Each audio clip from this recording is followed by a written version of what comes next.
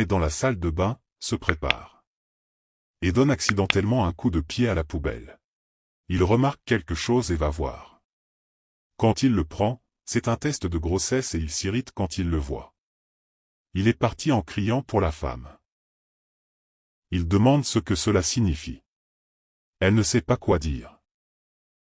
Il, en colère, dit que cette fille n'entendra que de bonnes choses de lui. La femme lui demande d'attendre, mais en vain. Mais la vérité est que le test était le sien, et elle a découvert qu'elle était enceinte à son âge, et en plus, c'était hors mariage. Et elle ne sait pas comment le dire à sa fille, et elle a tout essayé pour le cacher à son mari. Mais ça ne s'est pas passé comme elle l'avait prévu. Et maintenant l'histoire commence. La fille dans la chambre joue tranquillement avec son téléphone portable. Le père arrive irrité, criant pour elle. La fille dit que le père l'a presque tuée du cœur avec cette peur. Avec beaucoup de colère, il demande ce que cela signifie. Elle est étrange et dit que ce n'est pas la sienne. Le père demande si la mère ne lui a pas appris à ne pas mentir. La femme demande à son mari de se calmer. Le mari dit qu'il ne prendra pas les choses à la légère et demande si elle n'a pas appris à la fille ce qu'elle doit faire. La fille dit à nouveau que ce n'est pas la sienne. Il dit que c'est ce qui s'est passé, laissant la mère l'éduquer, car au lieu de vouloir étudier, cela lui a donné cette surprise. La fille demande à sa mère de dire que ce n'est pas la sienne. Le père demande ce qu'elle veut dire, que le test vient de la mère. La femme a peur d'être découverte. La fille dit à nouveau que ce n'est pas la sienne. Il demande comment il va rester calme avec cette situation. La femme commente qu'ils vont régler le problème et dit qu'elle va s'expliquer. Le mari dit que cela n'a aucune explication, car son devoir était d'éduquer la fille et elle ne l'a même pas fait. La fille dit une fois de plus que le test de grossesse n'est pas le sien. Le père demande alors de qui il s'agit. Elle dit qu'elle aura peut-être un frère. Le père rit et lui demande si elle sous-entend que la mère sera enceinte à cet âge. L'homme n'arrête pas de sermonner sa fille, et elle ne sait pas quoi faire. Elle répond qu'elle n'a même pas de petite amie. Et le père dit que ça a empiré, parce que le fils sera un bâtard. En partant, elle dit que sa fille va travailler pour subvenir aux besoins du bébé. La fille dit à sa mère que le test n'est pas le sien. La mère s'assoit et dit qu'elle sait que ce n'est pas celui de sa fille. Femme cachée, passez un coup de fil. La femme dit qu'elle a besoin de parler de toute urgence et la personne ne répond pas à l'appel. Et elle dit qu'elle est enceinte. Et il dit que la personne n'a pas pris de précautions et a prévenu qu'il ne prenait pas de médicaments.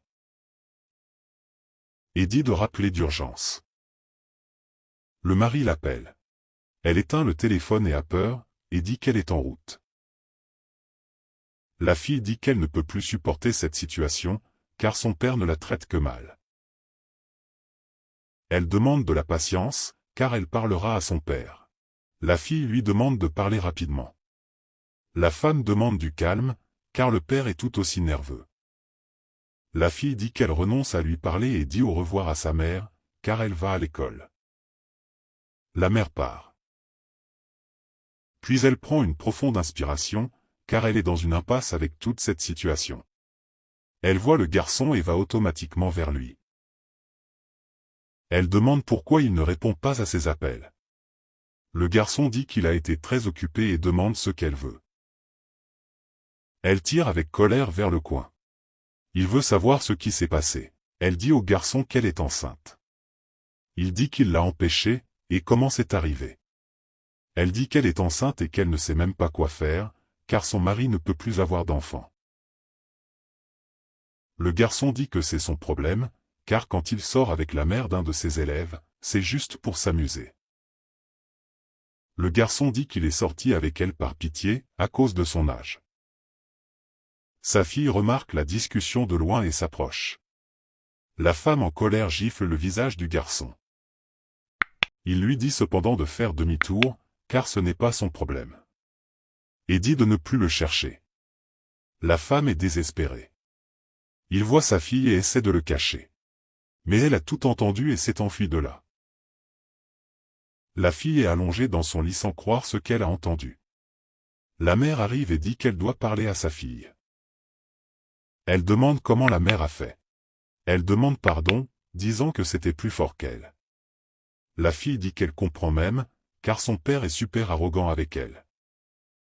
La femme dit que la façon dont son père la traite l'a rendue nécessiteuse et a fini par commettre cette erreur, et elle n'aurait jamais imaginé qu'elle tomberait enceinte. Puis il demande pardon à sa fille, car il ne savait pas comment lui dire. La fille dit que ce qui l'a bouleversée, c'est de ne pas lui avoir dit. La mère dit qu'elle n'imaginait pas tomber enceinte à cet âge, et toujours hors mariage. La fille dit à sa mère qu'elle doit toujours lui faire confiance. La mère s'excuse pour tout ce que vit sa fille. La fille dit qu'elle comprend sa mère, car son père est très brutal et ne sait pas comment s'occuper d'elle en tant qu'épouse et l'aidera. La mère dit qu'elle ne la laissera plus souffrir à cause d'elle et qu'elle dira tout à son mari. La fille dit non et lui dit de laisser son père penser que le bébé est le sien. Mais la mère dit qu'il la traitera mal. La fille dit qu'elle sait prendre soin d'elle et veut que sa mère soit heureuse, et demande à sa mère de promettre qu'elle vivra sa vie, même si elle est séparée de son père. La femme dit que si elle quitte son père, de quoi vivra-t-elle? La fille commente que pour que tout fonctionne, ce que vous ne pouvez pas faire, c'est vivre de cette façon avec son père. La mère apprécie le soutien de sa fille.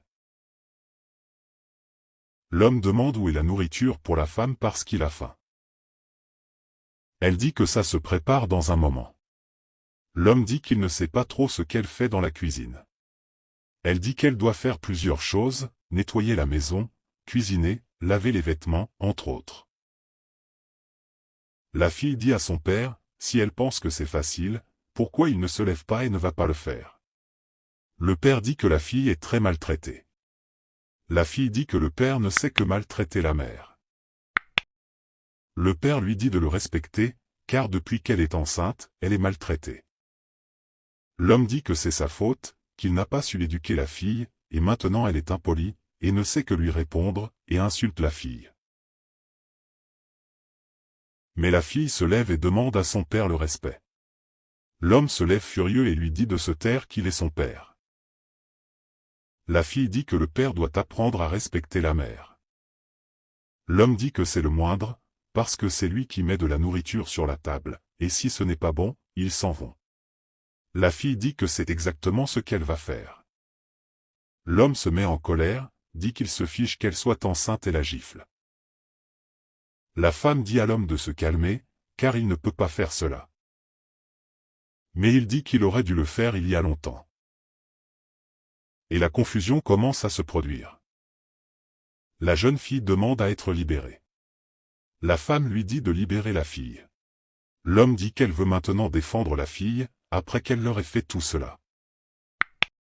La femme se met en colère et dit que ce n'était pas sa fille, mais elle. Parce que l'homme ne sait que mal les traiter, et c'est pourquoi elle l'a trompé, et c'est elle qui est enceinte. L'homme demande comment. Elle dit que c'est ce qu'elle a entendu et parce qu'elle n'a pas à être maltraitée. L'homme dit qu'elle l'a trompée, irritée, lève la main pour la frapper. Elle s'immobilise et lui dit s'il a le courage, car c'est la seule chose qu'il reste à faire. Il revient, dit que ça n'en vaut pas la peine, et dit aux deux de partir. La femme dit qu'elle y allait juste parce qu'elle veut être aussi loin de lui que possible. Il leur dit de s'en aller, car il ne supporte plus de regarder leur visage. Elle appelle sa fille et leur dit de rester à l'écart de ce monstre.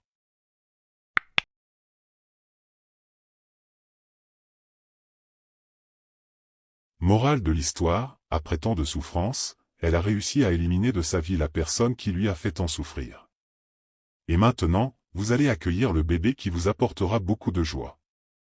Ne baissez jamais la tête devant les problèmes et avancez toujours.